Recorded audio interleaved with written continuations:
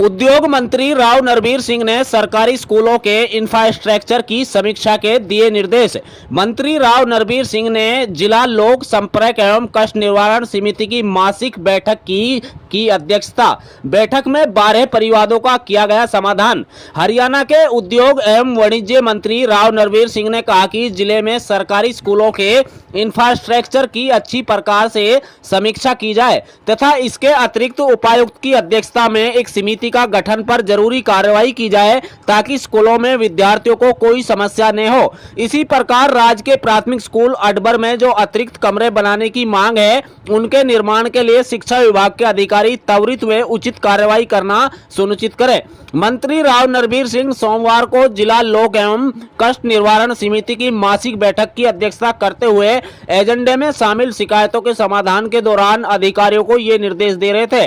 समिति की बैठक में कुल 16 परिवाद रखे गए, जिनमें से मंत्री ने 12 परिवादों को मौके पर ही निपटारा कर दिया। शेष 4 परिवादों के समाधान के लिए संबंधित अधिकारियों को उचित कार्रवाई कर आगामी बैठक में रिपोर्ट प्रस्तुत करने के निर्देश दिए। मंत्री ने बैठक में एजेंडे के अलावा 22 अन्य शिकायतें भी सुनी और उनके समाधान के लिए संबंधित विभागों को उचित कार्रवाई के निर्देश दिए। एजेंडे में शामिल गांव आलदोका निवासी गिरधारी की शिकायत थी कि गांव आलदोका बेसी कुर्थला में सैकड़ों एकड़ भूमि में बरसाती पानी जमा होने से उन्हें फसल उत्पादन करने में परेशानी हो रही है। इस पर मंत्री ने बताया कि इस मामले के संबंध में मुख्यमंत्री हरियाणा नायब सिंह सैनी की अध्यक्षता में बैठक हो चुकी है तथा संबंधित अधिकारियों को निर्देश दिए जा चुके हैं, जिसके तहत जलभराव की समस्या के समाधान के लिए ड्रेन की खुदाई व पंप हाउस स्थापित किया जाएगा। इसी प्रकार ग्राम पंचायत हसनपुर सोना के सरपंच गिरिराज की शिकायत थी कि उसके गांव के साथ लगते गांव से पानी आने से सैकड़ों एकड़ खेती की जमीन में जलभराव की समस्या है। इस पर मंत्री ने बताया कि इस गांव से पानी निकालने के लिए सैंपल बनाया जाएगा और पंप हाउस शिफ्ट किया जाएगा तथा एनएचआई के अधिकारियों को भी पानी निकासी के उचित समाधान के निर्देश दिए जा चुके हैं।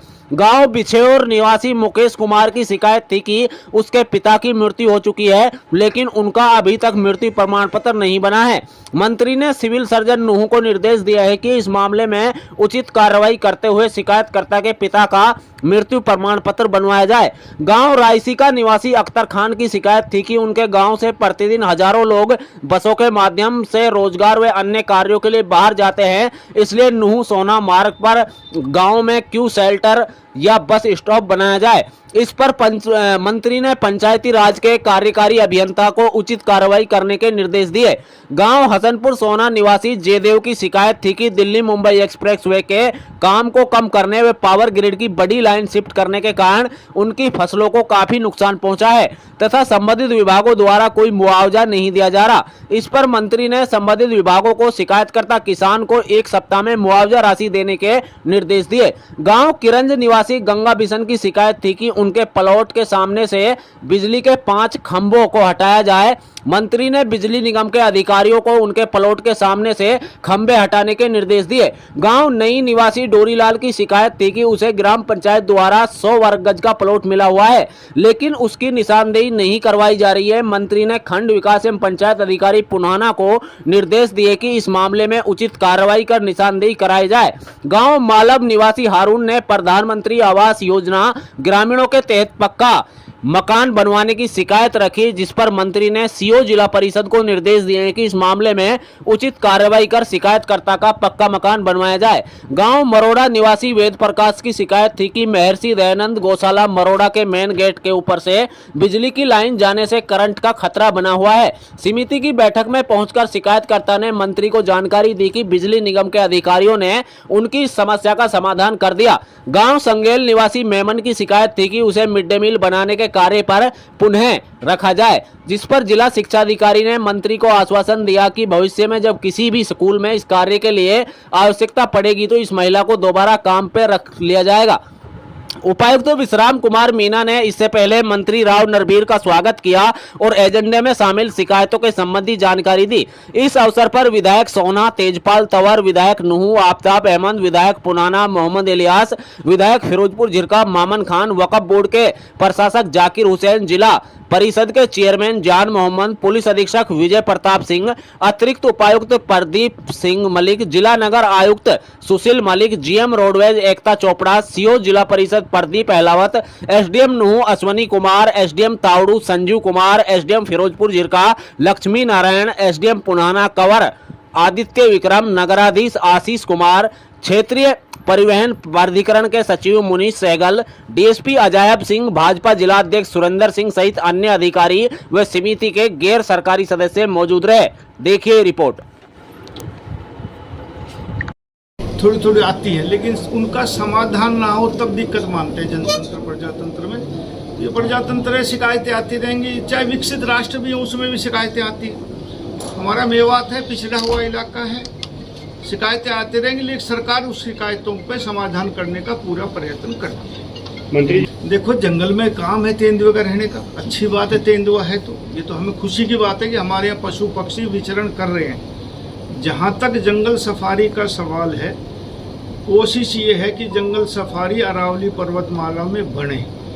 इसके जब जंगल सफारी बनती है तो CZA सेंट्रल जू अथॉरिटी से मंजूरी लेनी पड़ती है। हमने वो मंजूरी के लिए अप्लाई कर दिया और मुझे लगता है कि आज कल में उसकी वो निरीक्षण करके चले गए। पिछले हफ्ते पॉजिटिव रिपोर्ट आने की उम्मीद है, वो मंजूरी दे देंगे। उसके बाद सुप्रीम कोर्ट में इसकी एप्लीकेशन लगाएंगे, फिर सुप्रीम कोर्ट मंजूरी देता है, उसके बाद सफारी की काम चालू होता है।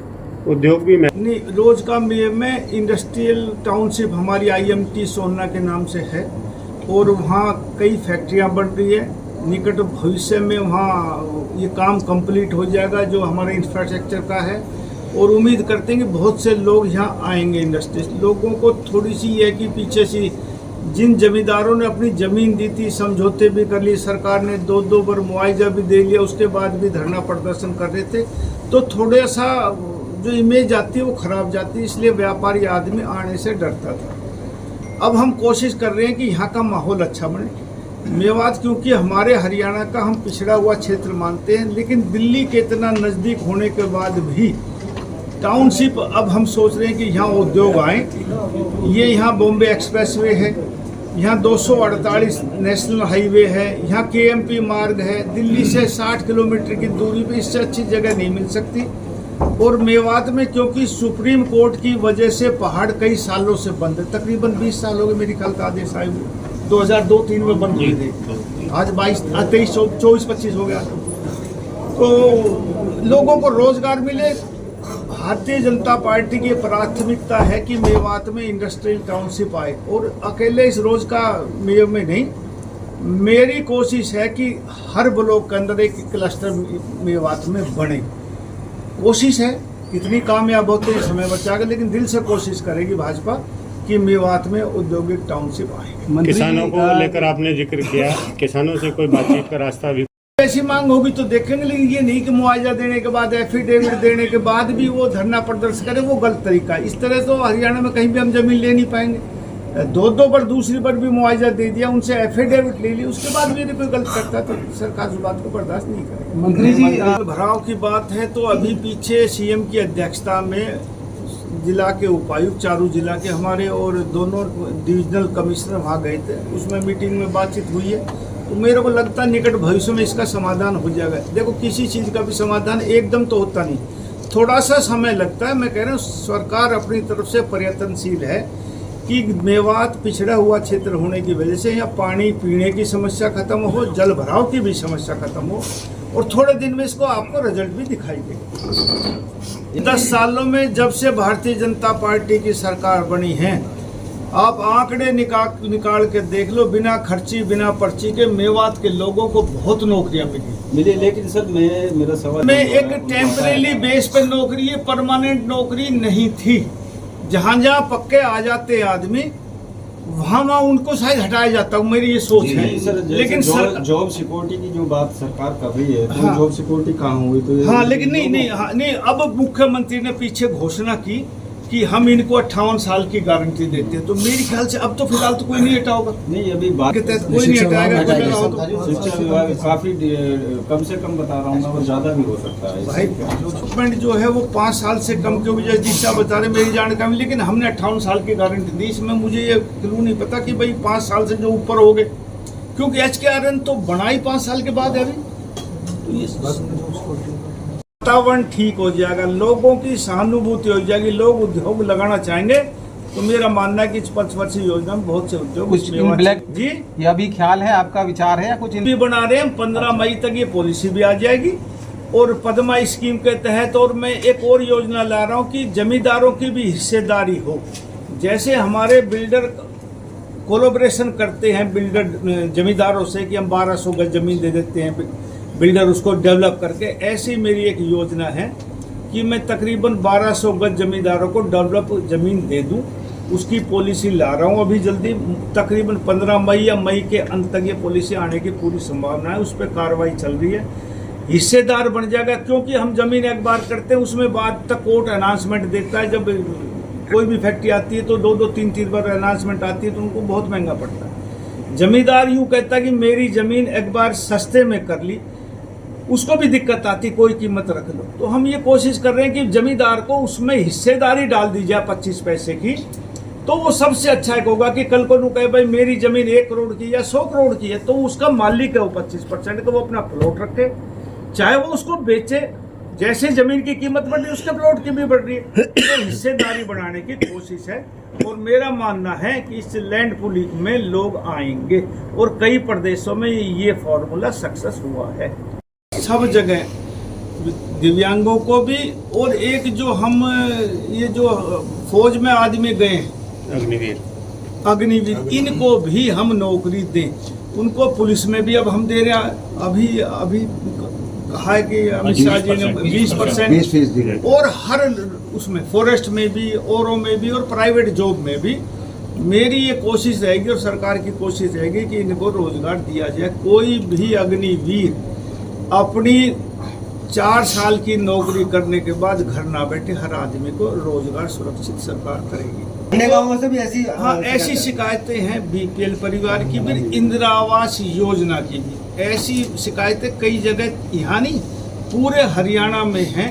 कहीं कांग्रेस ने अपने टाइम में उनको अलॉटमेंट कर दी, कहीं की रजिस्ट्री नहीं हुई। जहाँ मेरी विधानसभा उनमें भी रजिस्ट्री नहीं हुई, किसी की रजिस्ट्री होगी तो उनको कब्जे नहीं दी गई। आहिस्ता आहिस्ता शिकायतें आ रही है, उनका सरकार समाधान करे। एयरपोर्ट का उद्घाटन और एक 800 मेगावाट का थर्मल पावर प्लांट का शिलान्यास, क्योंकि हरियाणा में बिजली की गर्मियों के दिनों में कमी ना हो। हम सोलर प्लांट से बिजली लेते हैं, हमारी धनुंदा में प्लांट है जो अडानी जी वहाँ से पहले से सप्लाई करते हैं, लेकिन सर्दियों में कई बार दिक्कत आ जाती है, कई बार गर्मियों में शाम को दिक्कत आ जाती है। और इसलिए मेगावाट जो ये थर्मल का प्लांट है 24 घंटे चलता है। पहले भी हमारे प्लांट है, वहाँ 800 मेगावाट का और बन रहा है, बन के तकरीबन ये 4 साल में बन के तैयार हो जाएगा। तो हरियाणा में आने वाले समय में यदि 800 मेगावाट और बिजली मिल जाएगी तो बहुत फर्क पड़ेगा सर। ऑलरेडी काट दी गई, और ये मास्टर प्लान भी मेरी ख्याल से कांग्रेस के राज में आया था, जहाँ तक मेरी जानकारी है, और उस टाइम ही कॉलोनी कट गई थी। अब जब कॉलोनियाँ कट गई तो वहाँ मकान को हम एक बार करेंगे तो फिर एक अनाउंसमेंट और आती, उनको मुआवजा दिया जाता है, इसलिए सरकार नहीं करेगी।